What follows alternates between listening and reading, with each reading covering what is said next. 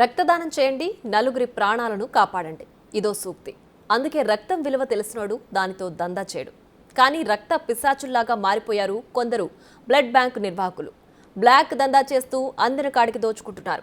ఇటీవల drug control అధికారులు చేసిన దాడుల్లో విస్తుపోయే నిజాలు వెలుగు చూశాయి. ఇంతకీ బ్లడ్ బ్యాంకుల్లో ఏం జరుగుతోంది?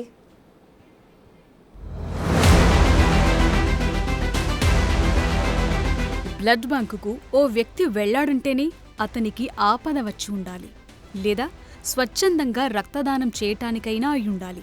ఈ రెండింటి కోసం కాకుండా మరే పనికి బ్లడ్ బ్యాంకుకు వెళ్లరు. అంటే బ్లడ్ బ్యాంకు విలువేంటో అర్థమవుతుంది కదా. కానీ కొందరు బ్లడ్ బ్యాంకు నిర్వాహకులు చేసేది తెలిస్తే నోరిళ్లబెట్టాల్సిందే. ప్లాజ్మాకు ప్రభుత్వ రేట్ 400. బ్లడ్ బ్యాంకుల్లో అమ్మేది 1500. 400 రూపాయలకు అమ్మాల్సిన ప్లేట్లెట్స్ 1200 పెడితే కానీ దొరకటం కష్టమే. అర్థమైంది కదా.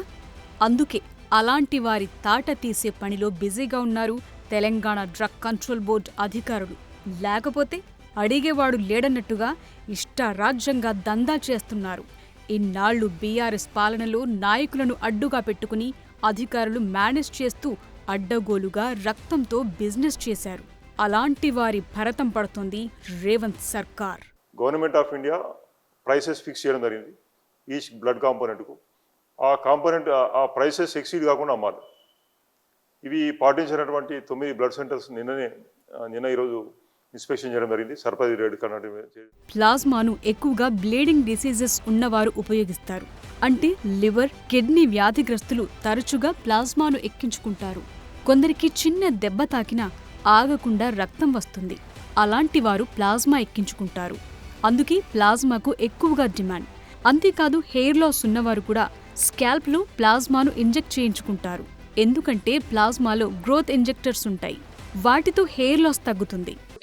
రెగ్యులర్ లైఫ్ లో మనకు ప్లాజ్మా అనేది దేనికి యూజ్ అవుతుందంటే దాంట్లో కోయాగులేషన్ ఫ్యాక్టర్స్ ఉంటాయి. సో దాంట్లో బ్లీడింగ్ అంటే ఇప్పుడు మనకు ఒంట్లో బ్లీడింగ్ డిజార్డర్స్ కొన్ని ఉంటాయి. లివర్ ఖరాబ్ అయినప్పుడు, కిడ్నీ ఖరాబ్ అయినప్పుడు, అండ్ కొంతమందికి రక్తం ఆగకుండా వచ్చే జబ్బు ఉంటుంది. కొంతమందికి ఏదైనా దెబ్బ తగిలినప్పుడు రక్తం ఆగదు, గడ్డగట్టదు. ఇప్పుడు మనకి ఏదైనా దెబ్బ తగిలినప్పుడు రక్తం గడ్డగడుతుంది. కొంతమందికి రక్తం గడ్డగట్టకుండా లోపల ఆర్గాన్స్ లో కూడా బ్లీడ్ అవుతా ఉంటది. సో అట్లాంటి వాళ్ళకి బ్లీడింగ్ ఫ్యాక్టర్స్, కోయాగులేషన్ ఫ్యాక్టర్స్ వాళ్ళకి ఇవ్వాలి. ప్లాజ్మా ఇచ్చినప్పుడు వాళ్ళకి ఆ బ్లీడింగ్ అనేది స్టాప్ అవుతుంది, ఉన్న జబ్బు స్టాప్ అవుతుంది. కొంతమందికి ఏంటి బ్లడ్ వామిటింగ్స్ అవుతుంటాయి, కొంతమందికి బ్లడ్ మోషన్స్ ద్వారా వెళ్తూ ఉంటది. అట్లాంటి వాళ్ళకి మనం ప్లాజ్మా ఇస్తాం. సో ప్లేట్లెట్లు ఉన్నది ఏంటంటే ప్లేట్లెట్ రిచ్ ప్లాజ్మాలో కొంచెం ఈ గ్రోత్ ఫ్యాక్టర్స్ ఎక్కువ ఉంటాయి. సో అది మనకు హెయిర్ లాస్ ఉన్నప్పుడు ఈ స్కాల్ప్ లో ఇంజెక్ట్ చేస్తారు. సో ఆ గ్రోత్ ఫ్యాక్టర్స్ అనేది అక్కడ డిపాజిట్ అయ్యి మనకు హెయిర్ ని ఇంక్రీజ్ చేస్తుంది. బ్లడ్ బ్యాంకుల బాగోతు ఎలా వెలుగులోకొచ్చిందో చూద్దాం. కొద్ది రోజుల క్రితం ఓ బ్లడ్ బ్యాంక్ పై డ్రగ్ కంట్రోల్ అధికారులు దాడులు చేశారు. హైదరాబాద్ మదీనాగూడలోని శ్రీకర ఆసుపత్రి బ్లడ్ సెంటర్, దారుల్ షిఫాలోని new life educational society blood centre ను సీజ్ చేశారు. అలాగే మూసాపేటలోని హేమో సర్వీస్ లాబొరేటరీస్ కంపెనీలోనూ సోదాలు జరిపారు. ఫ్రీజర్స్ లో నిల్వ చేసిన బ్లడ్ ప్యాకెట్లు, బాటిళ్లను స్వాధీనం చేసుకున్నారు. మదీనాగూడలోని శ్రీకర ఆసుపత్రి బ్లడ్ బ్యాంక్, దారుల్ షిఫాలోని న్యూ లైఫ్ బ్లడ్ సెంటర్, కర్నూలులోని ఆర్ఆర్ బ్లడ్ బ్యాంకుల నుంచి నిబంధనలకు విరుద్ధంగా సేకరించిన బ్లడ్ బాటిల్స్ ను మూసాపేటలోని భవానీ నగర్లోని ఒక అపార్ట్మెంటులో ఏర్పాటు చేసిన కేంద్రంలో నిల్వ చేసి వాటిని మళ్లీ ప్యాక్ చేసి విక్రయాలు జరుపుతున్నట్టు నిర్ధారించారు. ఈ మధ్యలో హీమో ల్యాబొరేటరీస్ అని ఒక అనాథరైజ్డ్ పర్సన్ ఇటువంటి ఒక కంపెనీ పెట్టి అక్రమంగా ప్లాస్మాను స్టోరేజ్ చేసినాడు.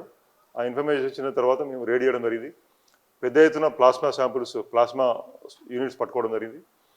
అక్కడ ఆ ఇన్వెస్టిగేషన్లో భాగంగా మేము ఎంక్వైరీ చేస్తే ఇవి ఒక 3 బ్లడ్ సెంటర్స్ నుంచి వారికి సప్లై చేసినట్టు తెలిసింది. ఆ 3 బ్లడ్ సెంటర్స్లో 2 మా దగ్గర ఉన్నాయి, ఒకటి ఆంధ్రాలో ఉన్నది. ఆంధ్రాలో దానికి సంబంధించి వారికి ఇన్ఫర్మేషన్ షేర్ చేసినాం మా కౌంటర్ పార్ట్స్తోని. ఇక్కడ 2 ఉన్నటువంటి ఆ ప్రధాన 2 బ్లడ్ సెంటర్స్ మీద మేము రెడీ చేసినాం. దాని డాక్యుమెంట్స్ సీజ్ చేయడం జరిగింది. తర్వాత ఆ బ్లడ్ సెంటర్స్ నోటీస్ ఇచ్చి లైసెన్స్ కూడా క్యాన్సిల్ చేయడం జరిగింది.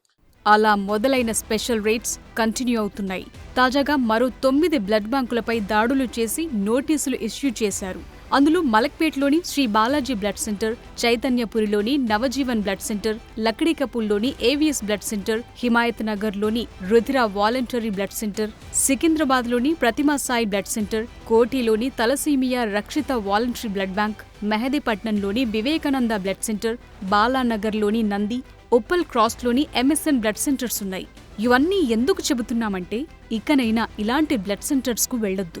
ఒకవేళ వెళ్లాల్సొస్తే జాగ్రత్తగా ఉండాలన్నది మా మోటో. మీరు ఎప్పుడైనా రక్తదానం చేయటం కోసం బ్లడ్ సెంటర్కు వెళ్లారా? అలా వెళ్ళినప్పుడు మీకేమైనా టెస్టులు చేశారా? ఉదాహరణకు హెచ్ఐవి, హెపటైటిస్, మలేరియా, ఇంకేమైనా ఇన్ఫెక్షన్ ఉన్న వ్యాధులకు సంబంధించి. అలా చేయకుండానే మీ రక్తం తీసుకుంటున్నారా?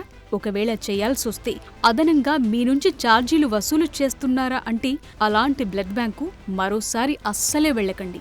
ఎందుకంటే అలాంటి బ్లడ్ బ్యాంకులు ప్రభుత్వ నిబంధనలను పాటించడం లేదన్నమాట. బ్లడ్ సెంటర్స్లో జరిగేటువంటి కొన్ని ల్యాప్సెస్ వలన ప్రజల ఆరోగ్యం మీద తీవ్రమైనటువంటి కాన్సిక్వెన్సెస్ వచ్చేటువంటి అవకాశం ఉన్నది. ఫర్ ఎగ్జాంపుల్, ఒక blood center, license blood center కనుక వాళ్ళు కలెక్ట్ చేసినటువంటి బ్లడ్ను టెస్ట్ చేయవలసినటువంటి అవసరం ఉన్నది. They have to test for HIV, syphilis, అటువంటి అన్ని జబ్బులకు సంబంధించి టెస్ట్ చేయాలి. టెస్ట్ చేయకుండా వాళ్ళు కనుక అమ్మితే తీసుకున్నటువంటి పేషెంట్కు ఇమీడియట్గా ఇన్ఫెక్షన్ వచ్చేటువంటి అవకాశం ఉన్నది, ప్రమాదం ఉన్నది. తర్వాత అదేవిధంగా కలెక్ట్ చేసినటువంటి ఈ బ్లడ్ను టెస్ట్ చేసిన తర్వాత స్టోరేజ్ కండిషన్స్ -30 degreesలో స్టోరేజ్ చేయాలి. స్టోరేజ్ కండిషన్స్ కనుక అక్కడ ప్రాపర్గా ఫాలో అవ్వకపోతే ఆ బ్లడ్ కంటామినేట్ అయ్యేటువంటి అవకాశం ఉంది. బ్లడ్ బ్యాంకులకు సంబంధించి సెంట్రల్ గవర్నమెంట్ కొన్ని గైడ్లైన్స్ విధిస్తుంది. వాటి ప్రకారం రాష్ట్ర ప్రభుత్వాలు తరచుగా బ్లడ్ బ్యాంకులను తనిఖీ చేయాల్సి ఉంటుంది. ప్రతి 5 ఏళ్లకోసారి రిజిస్ట్రేషన్ రెన్యువల్ చేయించుకోవాలి. అలాంటి టైంలో అధికారుల బృందం బ్లడ్ బ్యాంకును ఇన్స్పెక్షన్ చేసి సర్టిఫై చేస్తుంటుంది. అలాంటి టీం వచ్చినప్పుడే రికార్డులు మెయింటైన్ చేస్తారు. ఆ తరువాత ఏ రికార్డు ఉండదు. బ్లడ్ ఇచ్చిన వ్యక్తికి తన రక్తాన్ని ఎలా వినియోగిస్తారో తెలుసుకునే రైట్ ఉంటుంది. కానీ బ్యాంకులు మాత్రం అలాంటి డీటెయిల్స్ ఏమీ చెప్పవు. అంతేనా? సింగిల్ డోనార్ ప్లేట్లెట్స్ అంటే ఒక వ్యక్తి నుంచి సేకరించిన ప్లేట్లెట్స్. ఈ ప్రాసెస్ కంప్లీట్ చేయడం కోసం బ్లడ్ బ్యాంకులు ప్రభుత్వం ఫిక్స్ చేసిన రేట్ ప్రకారం 11,000 తీసుకోవాలి. కానీ రూల్స్ పట్టించుకొని కొన్ని బ్లడ్ బ్యాంకులు ఏకంగా 15 నుంచి 20,000 వరకు వసూలు చేస్తున్నాయి. ఇలా ఒకటేమిటి, ప్రతి పనిలోనూ మనీ మైండ్తో ఆలోచిస్తున్నారు అలాంటి వ్యక్తులు. అందుకే రేవంత్ సర్కార్ వారిపై ఉక్కుపాదం మోపుతోంది. లైసెన్సులు క్యాన్సిల్ చేయడంతో పాటు కేసులు నమోదు చేసేందుకు కూడా వెనుకాడటం లేదు.